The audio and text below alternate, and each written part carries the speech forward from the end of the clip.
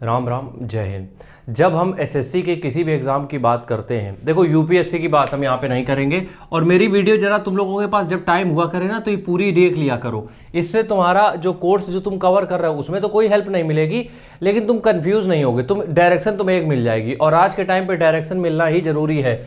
एक ध्यान रखना, ये चैनल मोटिवेशन के लिए नहीं है अंकल, ठीक है।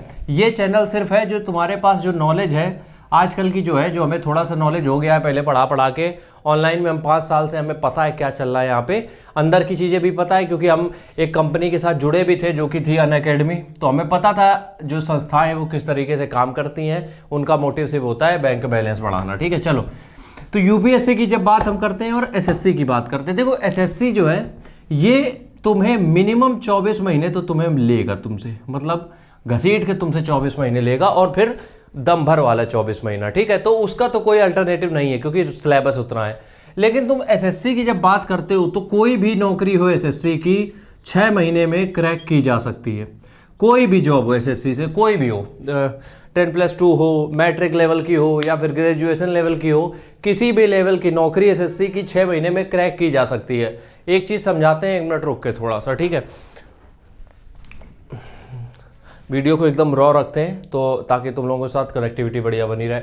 अब ये 6 महीने होते क्या है, देखो अगर तुमने प्लान बनाया है अपना, ठीक है, अगर तुमने ये प्लान बनाया है कि 2024 में ये जो सीजीएल की भर्ती है वो हम निकालेंगे, मान लेते तुमने बनाया सीजीएल अब से है 7 महीने बाद, 7 महीने बाद, ठीक है। हम तुम लोगों से शर्त के साथ कह रहे हैं जिसके पास भी अभी अगर ये 7 महीने खुद को झोंकने का टाइम है, हम लिख के दे सकते हैं उसकी नौकरी 100% है। यूपीएससी में अगर तुम 24 महीने तैयारी पूरी करोगे भी तब भी कोई लिख के नहीं दे सकता है क्योंकि उसमें अनसर्टेनिटी है, क्योंकि पोस्ट इतनी कम है, 1000 पोस्टें, उसके ऊपर उतना कॉम्पिटिशन है, इसमें 10,000 पोस्टें हैं, मतलब 8-10 हज़ार एवरेज जो होता है, ठीक है।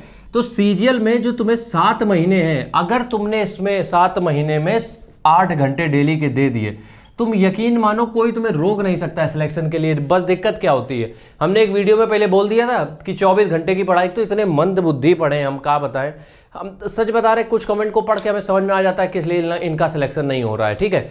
जो वाकई में पढ़ रहे हैं, उनका दिमाग विकसित हो चुका है, वो मेरी बात समझ जाते हैं, उनको अच्छा भी लगता है, मैसेज भी आ जाता है कि भैया बहुत बढ़िया थी बात। लेकिन जिनकी बुद्धि मंद है, अभी वो मंद चल रहे हैं, उनका क्या कहना है, हमने एक वीडियो में बोल दिया कि 24 घंटे की पढ़ाई से निकलेगा एसएससी। अब उनका कहने का मतलब है कि 24 घंटे अगर पढ़ेंगे तो सोएंगे कब, खाएंगे कब। अब गधों, 24 घंटे का मेरा मतलब ये था कि जब तुम तैयारी कर रहे हो तो अपना दिमाग कहीं और डाइवर्ट मत होने दो। पढ़ने के लिए तो सिर्फ 8 ही घंटे, पढ़ने के लिए सिर्फ 6-8 घंटे, क्योंकि क्या होता है कि तुमने, मान लो ये बात बिल्कुल प्रैक्टिकल है क्योंकि हमने आजमाई है, हम जब जिम जाते हैं तब भी उसमें भी अप्लाई होती है, पढ़ाई में भी। तुमने 10 दिन का टारगेट बनाया, तुमने 8 दिन दम भर पढ़ाई करी, तुमने 1-2 दिन का गोला मार दिया, ये 8 दिन का कोलैप्स हो जाएगा तुरंत।